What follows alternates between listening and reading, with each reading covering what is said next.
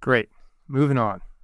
This is a 78-year-old male. He has a segment 2-3 presumed HCC and eventually biopsy-proven HCC, who presents found down at home. A CT scan shows rupture. How do you, Sid, manage HCC that's ruptured? So he's obviously critical. I'm assuming he's critically ill, right? So when against your ground rules in the beginning. And so we were presented with this guy is, let's say he's unstable. He's going to get an embolization at this point. And in this case, we typically do a bland embolization, whether that's particles or gel foam. It really tends to be dealer's choice. If you have a CT appearance like this with a big hematoma, active extravasation. So that's what we did. We did a bland embolization, which tends to be our approach. I usually use smaller particles because this might be your best shot at getting any sort of oncologic benefit, at least local regionally. He has viable tumor. This is a couple months later, so you can see the hematoma is resolved, but clearly he has viable tumor. He had a big tumor that we just bland embolized.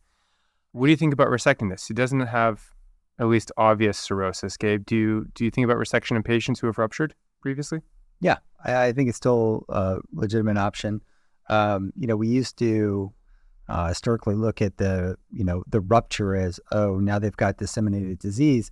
And I don't think that's always the case. I mean, certainly that can occur. We can see peritoneal metastasis, but I don't think it's reliable. And I think that, in someone who's got, is without cirrhosis, he's got just in the left lateral section, I think it's pretty safe and straightforward surgery. So I would offer surgery.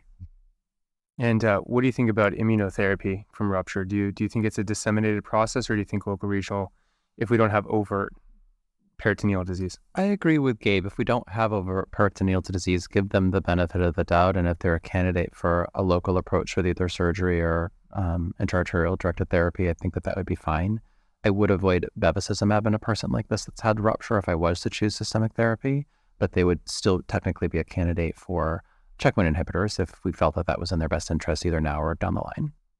Yeah, we worked this patient up for resection. Unfortunately, the pulmonary, they had chronic pulmonary disease, so they were not a candidate. We ended up doing radioembolization, and they had a good response.